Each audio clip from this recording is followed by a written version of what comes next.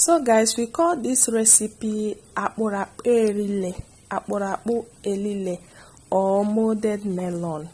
Okay, if you are from Umuahia, traditionally we don't joke with this recipe, and you can also enjoy this molded melon with oba, which is known as oil bean.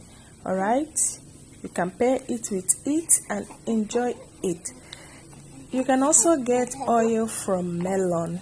And if you want to see how we achieve all of this, please stay tuned, subscribe, like, and share my videos.